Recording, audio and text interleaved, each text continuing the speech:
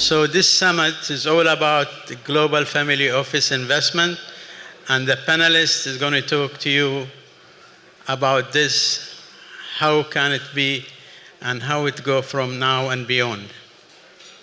So I'll ask each one of you to introduce yourself, please. 1 minute. Start from you, please. Ron. Mic 6. Micro. Hello? Hi, everybody. My name is Kyle Offray. I'm here today representing the Miller Family Office, which is a real estate group, and we are doing a lot of work right now in the sports asset world. I'm a former NFL player, have a background in venture capital and private equity across the sports ecosystem around the world, and that's what I'll be talking to you guys about today.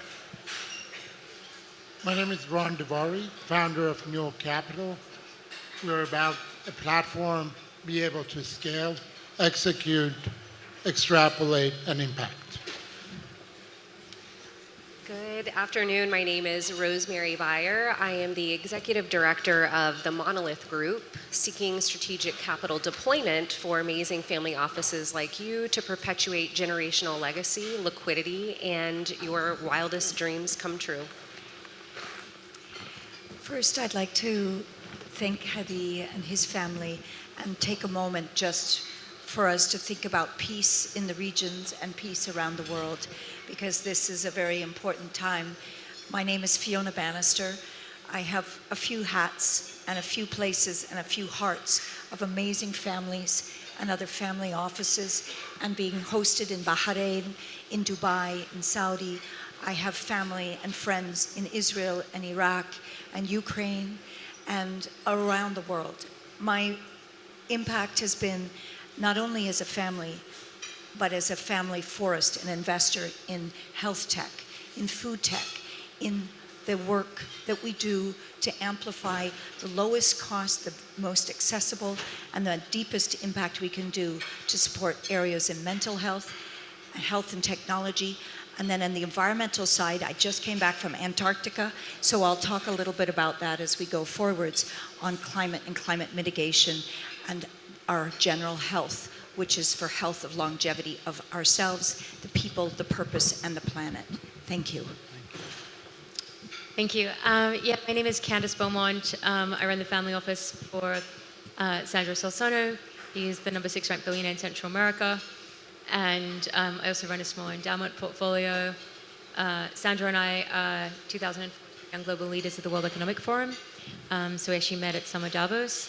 And our asset allocation is across, every asset class, from fixed income to hedge funds to private equity funds. And we're an LP in funds, and we also do direct.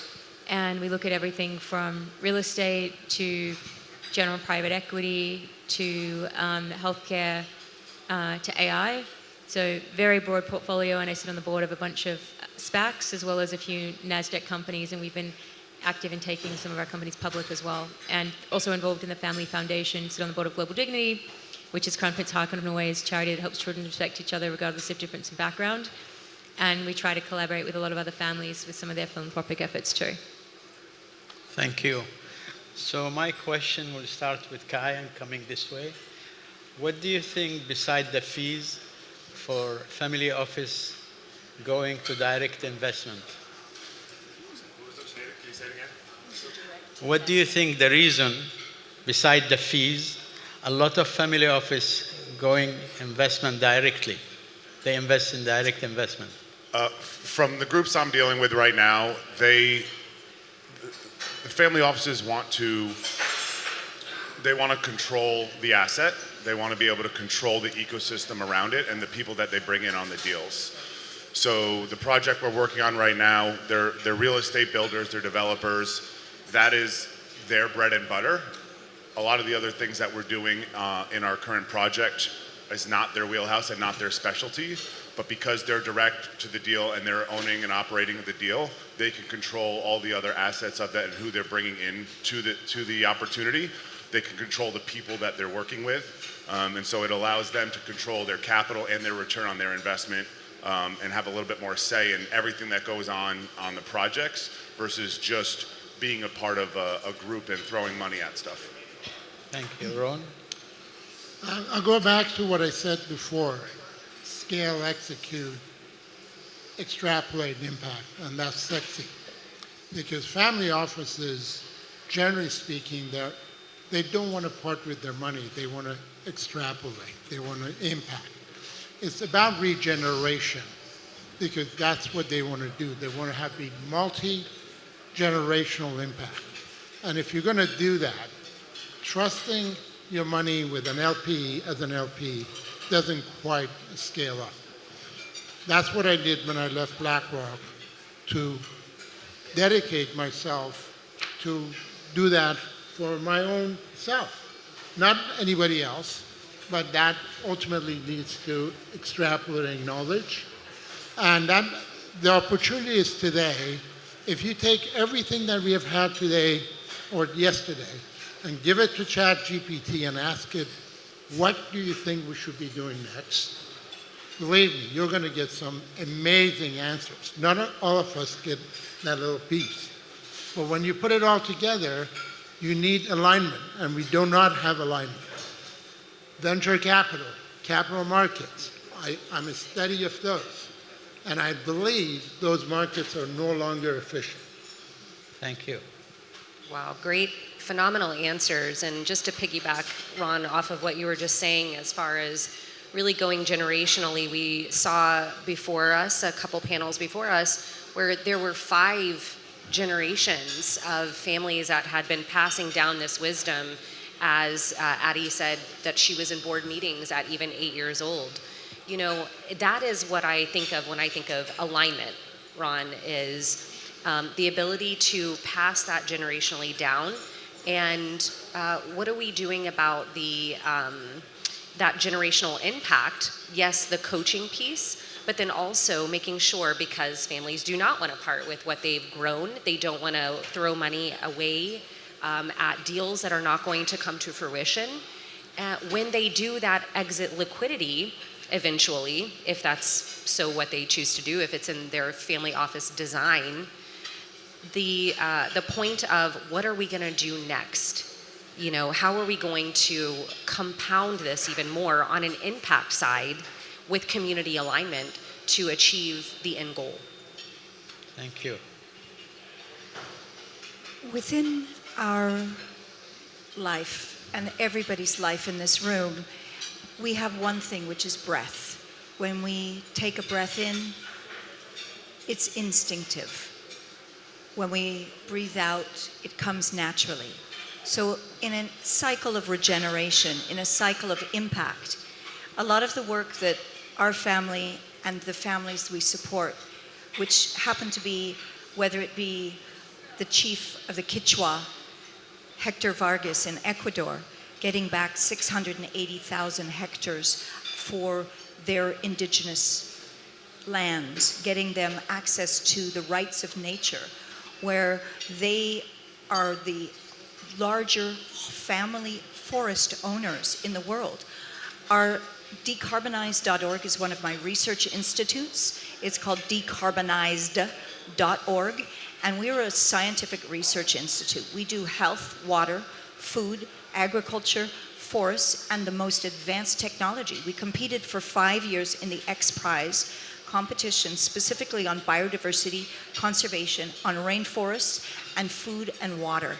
And that came back to health. So what we pulled through as a generational family forest was we have the data. We can see the semifinals. We found about 116 contaminants in the drinking water of Singapore. We could see the neurotoxins through our environmental DNA procedures.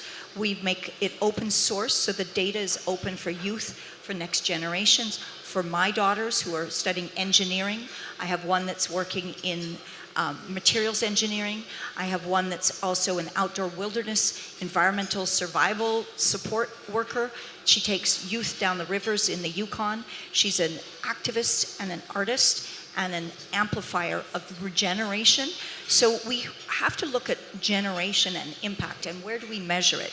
So when we come back to even the work we did under Decarbonized for the scientific understanding of water, food, sanitation, health, and also the impact of it. We can talk about the wars. I'm on the Ukraine Reconstruction Summit Committee. I'm working in countries where we have water shortage. And when we look at war, we look at food and food security. So all of these are components. So my personal portfolio and that I amplify is related to health, to tech, to keeping people thriving and alive. So yes, part of the history, there is real estate, there is eco-tourism, we have projects and work into multiple countries that impact lives, but we measure it. We also measure it here in the USA. We have projects that are so essential in energy. Some of our past investments have been in SMRs, smart nuclear. We have done solar, but we've moved more into smart nuclear. We also do energy, green energy, hydrogen. In the tech side, we have things like Verify, and Adam Reiser was talking earlier, and Michelle Tan. We have something called the Made in USA movement, and that one is really essential, bringing back livelihoods even here and through America and across the globe, so that it's just not that I'm thinking of microfinancing in the second or third world. We need to support our people, our health, and our planet. And so that's, I'm here as a resource. If there's anybody that wants to learn how they can amplify and measure and build legacy, we're just here to teach and share. Thank you. Thank you. That sounds terrific. Yeah, so I think, in terms of us, we always try to have alignment with our investments, and everything we do, Sandra wants to leave a positive impact on the world. And we don't invest in certain sectors, like we wouldn't invest in a tobacco company or something like that. So we do have kind of fences around what we would look at. And the universe is so broad outside of that there's a lot for us to do. And one of the other things that is really important to the family is they don't just like to give money away philanthropically. When every year at Christmas and other times throughout the year, they take their children to orphanages which they're giving money to, and they want their kids to kind of see that they're very privileged and they have a duty to give back. And so I think that type of ethic of just being a good person and being kind to people. And there are times where we've looked at co-investing with someone, and it was like a very wealthy billionaire family, and the people were, quite frankly, jerks. And that kind of became apparent that they were a bit arrogant, and we just didn't like their demeanor. And even though the investment made a hell of a lot of sense, at the end of the day, we decided we didn't want to be in bed with these people for the long term on an investment it was a private equity investment that would have kind of an 8 or 9 to your life. So we think like life is too short, and there's a lot of interesting things to do. And when I was first coming out of college and I was asking people for advice, I went to all the most successful people that graduated from my university and became friends with them. And there was one guy called Art Hertz, who was CEO of Vametco, which was KKR's first $1 billion LBO. And I became buddies with him, and when I was starting my career, I said, well, what's one piece of advice you can give me for the rest of my life? And he said, if you remember this, you'll never go wrong. And so I'm going to share it with you guys here today. And the message was, you can't do a good deal with bad people, and you can't do a bad deal with good people. And I think that holds true, and it's something I learned on my first day in M&A at Lazard when I called my mentor, who did KKR's first $1 billion LBO. And I've kind of tried to live with that, and I feel very fortunate that I now work for a billionaire family who really shares those values. Thank you. So the next question is, do you think that the family offices redesigning the architecture of capital than just managing money?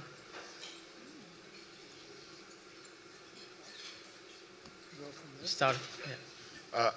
I think absolutely, in the sense that, kind of to my previous comment, they can control exactly what they're doing and who they're doing it with, right? Right now, the project we're working on in Roatan, Honduras, the family office is a builder and a developer. That's their bread and butter. But they're doing everything for the community and for the people. They actually have created a board of locals that every project that they're building has to be approved by the local community. So if the locals say no, they don't even ask why, they just don't do it. So obviously you can get into the humanitarian aspect of it, building things for other cultures, the ability to travel around the world and find great people and great properties and great opportunities. But then going into some of the other comments from all three ladies is there's more to family offices than just creating wealth and building things. There's the socio-economic impacts that you can bring to communities, to opportunities, to countries, to cities. With our group, we're doing that through resorts, through properties, but we're also doing that through sports. We're building a 20,000 seat national stadium, which provides jobs, which provides work, which provides tourism, which provides opportunity and traffic. And it brings value and love and passion and fandom to an island and a community, all through a single family office that is found a place that they love and wanted to do right by the people. So yeah, I believe that family offices have a lot more power than they might. Some of them know, some of them don't know, but the opportunities they bring to certain areas, and we see people here doing stuff all around the world. It's a lot more than building infrastructure or building resorts or doing that. There's an entire community that you're impacting from the ground up. Thank you. I think I would second all that, but the most important thing, you need to have a set of objectives that are perpetual and goes beyond just what you're doing that day. That means you need to leave a legacy, because that's one of the biggest issues some of the largest families have, including Bill Gates, including Warren Buffett.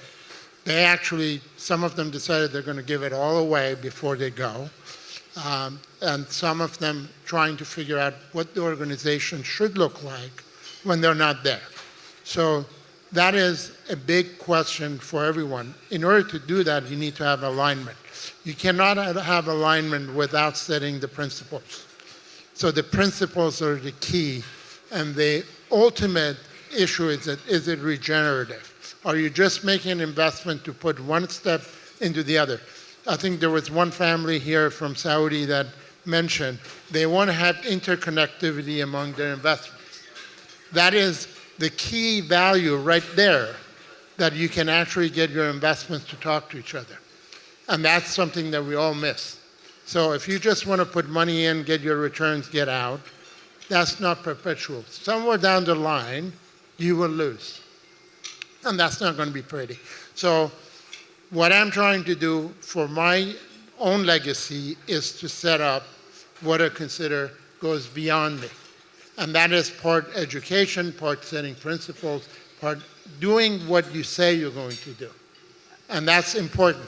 So building a scalable, executable, extractable, and impactful is not easy. It's actually the most hardest thing I've ever come. I can align a system, I can put an airplane, I can put a factory up, I can convert bio to fuel, but I cannot ensure alignment of organization. It's one of the most complex systems, geopolitically, across, and that's what you need to worry about. How do you align your organization to make the right decisions when you're not there? Thank you. Yeah, absolutely outstanding answers. You know, our main focus at the Monolith Group is to stay in the lane of governance, right? So while we are compounding wealth for our families, we're also observing about 4 different phases. We're observing, you know, what is that impact look like? And it's also more than that, because family offices at such a high velocity are changing the landscape of progress that we see in real estate and healthcare, among so many multiple topics that have been covered and have not even been covered. Now, when I see the biggest shift happen is when family offices actually come together in forums like this, having private dinners, private meetings, where they have about 3 different generations present and multiple families. And they can literally go through and bulletproof their family operations plan. They can go deeper into their mission values, their core values of what are they going to invest in, and are they going to stay in that lane? Rosemary Sagar yesterday dropped a great nugget for all of us, that you can't hammer and pound a round peg into a square hole, or maybe it was the other way around. The point being that it is important to be fluid and adaptable with the changes that we see multi-generational, but where, again, family offices will fail or implode is you can have so much money, billions of dollars, if you do not have community alignment, geopolitical alignment, you're not going to actually create that intense impact that creates waves of change, which is really the heart of what all of us seek to do with our wealth, is to make everything better for multiple generations after us. Thank you. Thank you. Beautiful people come with a question, and that what is it all of us have that brings us forwards to our authenticity? To who do you want to live? What is the actions you take every day? But also, how do you empower to connect with other humans? What are the principles and the values? We have a beautiful man here whose son is in the hospital that needs extra support and health care. And the resources that he has put together have built as much of a movement towards open opportunity in healthcare. So for the legacy of your son, for the legacy of how we can impact lives, my daughters have also had the opportunity to really look, being brought up in a family that has Waldorf and Steiner methodologies and biodynamic gardening, and they climb trees, and they've lived around the world. They've been in Panama. They have given back titles of land entitlement from different parts of the projects that we've financed in Panama and Nicaragua and Colombia to the indigenous people, the next youth. They meet the other youth. They learn from each other. Who is teaching you? I want to bring it back to who is your teacher? Because if your teacher is the wisdom inside yourself, it is also to reflect on who you can collectively learn together. So one of the aspects in regenerative actions in our different portfolios, and I also co-represent several other very powerful family office women investors. So we have portfolios in real estate. We have large-scale portfolios around the globe. We don't buy one hotel, we buy 100. But we don't buy it just the hotel. We want to buy a legacy, a brand, a community. We do impact projects. We build forests and food security around resorts. And then we look at what are the needs of that country. How do we build food alliances? And so we also have technology in that portfolio of that family that does robots for underwater robots that look at red tide. We're here in Florida. We have a lot of red tide here. We have a lot of environmental issues even in our country. So how are we going to make sure we have security on our food security here? And then on the other side of it, in our tech, we have some of the larger deals in USDT. We work in Tether. We do large-scale gold. And those transactions, I'm pushing for more ethical gold transactions. We're in the midst of war. I get calls every day about everybody wanting to buy more bullion. But I'm like, where do we go back to the Dore? Where do we go to the people that are working in those, not just the farms, the foods, and the mining companies? How are we supporting them to make sure that we have a chain of governance, of impact, that can actually be a legacy moving us all forwards? And that's my advantage of being able to be a resource to support people. And Hadi, thank you very much. Candice? I think family offices have grown in influence over the past, 20 to 30 years. And I think you are seeing them changing the landscape of business. I think if you look at Harvard Business School 20 years ago or even 10 years ago, you ask people, what is the most attractive sector you want to go into? And most people said, I want to work for a private equity or hedge fund. Now, I think people are saying, I want to be in a family office. So I think definitely changed, where 20 years ago when I started working for a family office, nobody knew what it was. I had to really explain what a family office was. So I've seen the industry grow and pivot and change, whereby now every institutional investor knows what a family office is. So I think the industry's really changed. I think families are changing the landscape. I think also you're seeing it with this administration. I think President Trump is the first president to really engage business on a hands-on level. And I know personally many other billionaire families, and he texts the billionaire and he says, hey, let's do this for this sector, let's do this for the next sector, are you making investments here? And I think we've never had a president of the United States that is that hands-on in so many different sectors, whether it be real estate or energy or manufacturing, or you pick any industry, he's talking to the CEO of the largest companies, he's talking to the families that own the largest businesses, and he's trying to accelerate change in the landscape of business. So I think really, and we're actually also talking to the Trump administration about some of the investments in Venezuela. So he's also globally talking to the largest families in the world and really engaging them to do things that are good for America, but also I think good for Western civilization and good for the future of the planet as well. So I think, you couldn't have a greater influence than that if you look at the collective influence of family businesses and the impact they could have. I think they really do have the ability to collectively to change some of the things that you mentioned, whether it be social causes like making sure mining practices are more, friendly and are not harming the environment or harming the people that are working there. I think leading families really have the ability to make those changes and get social causes to the forefront, as well as, accelerate business and do it in the right way. So, yeah. Okay, so the last question, because I think maybe the food will finish. You need to eat. All of us here come from family offices.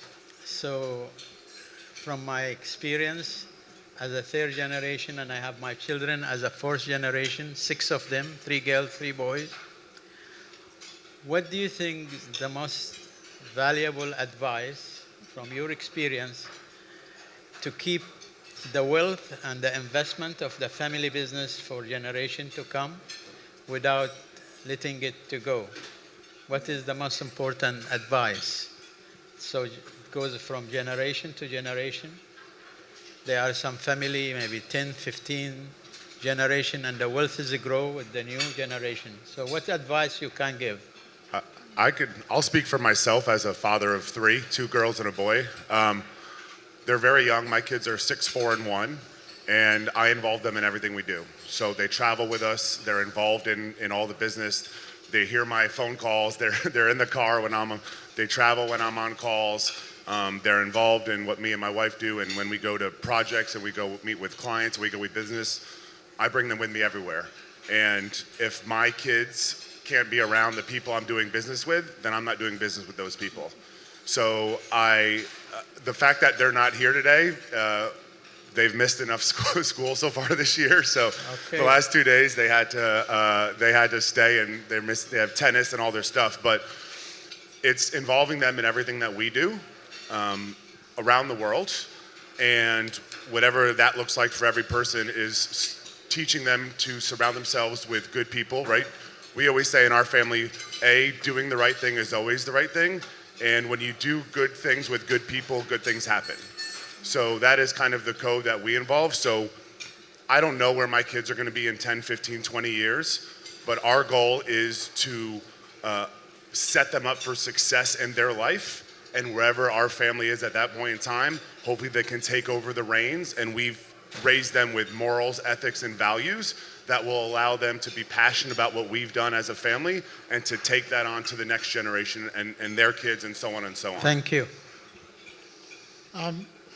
As the father of 0, but the biological father of 0, but every student and every person I come in touch with. I'm a professional professor. I've had many people gone through my classes. Every student is my, essentially non-biological person that I'd like to impact. In order to do that, you need to influence. You need to be able to, again, set an example as opposed to tell. Create a regenerative structure where they can be part of or not part of, but at least support morally. So that alignment, again, I go back to alignment, because You can't force alignment when there is no true belief. Sometimes, kids don't want to do what you want them to do. Most of them, we all know that. But the point is, you can still have them involved. You can still have them be proud of what you're building. But again, make sure that whatever you do can survive after you. Thank you. And that's a very important thing because not many families have actually built. If you look at Rockefeller, you look at all these big names, after 3 or 4 generations, that organization is totally different than when they started. But today we have the power to be able to create regenerative organizations, and family offices can set that example. Rosemary? Yes, I'm going to say something probably just so boring and seemingly obvious, but for multiple generations to survive and thrive with stewarding great wealth and impact ability and influence ability, I believe that one of the main things that need to be focused on, especially as we see this massive wealth transfer going into women for the first time in many of their lives, is the boring old adage of structure. Somebody needs to know how their wealth is structured, how it's protected, how it is going to survive succession planning. And this is also where having allies with other family offices is so important to be able to steward that transfer together, right? And when I talk about foundational structures, we should have a team. That next generation should already, as you said, Kyle, bringing your kids in, right? They already know their go-to team when they need to change, some of their investment outflow, or if they need to modify their structure. But, that is something that I think that I'm seeing more women being brought to the table in this conversation, whether it's through marriage or succession planning with daughters.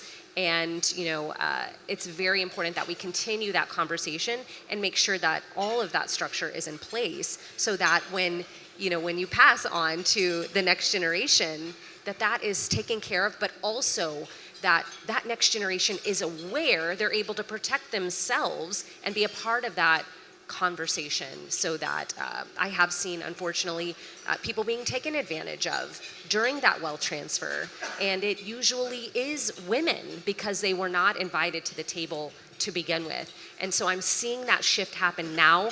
I encourage it to, for there to be more proactive financial education and what succession planning looks like by way of means of having more family offices get together with their team, their service providers, their impact investor advisors, all of that. And in fact, make an officer in the family responsible for that so that it is streamlined for everyone to be able to be aware of. Thank you. I'd like to take a moment to think about the independent women in this room who is holding their own wealth. Thank you. I want to just honor you all because it's not about also where it gets transferred. It's about how you take your courage and you make it now, and what you do and where you empower and impact your life and that of others. And my friend Pablo's got his daughters here, who's young and next generational. My daughters as well. They have a strength. They have a tenacity. They have courage. They know how to balance not only a checkbook, but they actually can ride 800 miles down the Yukon River and be an outdoor wilderness survival guide to youth to empower the next generations, bringing the First Nations, the Indigenous peoples, the knowledge and the wisdom. But what they hold is something I always say. I came with knowledge that I learned as being an international. I worked as a journalist. I've set up microfinance banks in over 30 countries. So I have been on the ground. I've been on the back of that motorbike when it breaks down. I've also been there in triage and helped to support in the medical field where I've been trained in India. So I had a lot of work that I had to do in back countryside hospitals or tents. And so I got to meet this amount of courageous women that are the women that I want to continue to empower to make the impact, because they're the ones that bring the food to the table. Even here in the US and around the world, they are the ones that choose between 70 to 78, maybe 88% of all purchase power is by women. And their purchase power is not only in stocks, but in investments in health, in the food they choose, what we choose, how we impact our lives. And I'd love to inspire you to leave today with Anthony Rotosa with Hadi putting this incredible group of people together. Make sure you find your friendships. Make sure you are in the place of growth and learning and surrendering to serendipity. Thank you. Thank you. Thank you. Thank you. Thank you so much. Yeah, I'd say the key message that the next generation is you can't take it with you when you're gone. And the Reichman family, the patriarch passed away. He had a request and he said, I want to be buried in my socks. And biblical law, you can't be buried in your socks. So the family was running around trying to figure out, this is his only issue, we don't know why he wanted to, we got to make it happen. Buried, you have to be buried by nightfall. So they were running around, and then they couldn't bury him in the socks. And then 24 hours later, it was time to read the will. And he opened the will with, well, I guess by now you realized I couldn't be buried in my socks. And there's a reason why I did this. And he said, I want you to know if I can't take a lousy pair of socks with me from this world to the next world, you can't take your money, you can't take anything. And I think that's a really important message to learn, because so many people get caught up with stupid things, whether it be like the rival on the tennis team or the rival in the rival in their high school, and none of these things really matter. What matters is what impact you leave. And my mom always told me, if someone's mean to you, be nice to them. She's like, maybe they're jealous of you. And I remember when I was a tennis player and there were some girls that were mean, and my mom said, look, they're just jealous. Like, just be really nice to them and realize like you're in a better situation they are, and you'll turn it around. And so in life, I find like we have to remember why we're here. We're here to make a positive impact. And if someone else is hurting, or they've got a problem and they're rude or they're mean, or they don't invite you to their party, I think the popular media encourages us to take revenge and do things that are not right. And we have to remember, we want our legacy to be that we help people. And whether those people are good to you or bad to you, an average person is only good to people who are good to them. A great person is good to people who are mean to them. And I think that's my message. Remember why we're here, and let's have a ripple effect and try to do good things for the world. And I think if we're trying to teach our children something, I think that's a message.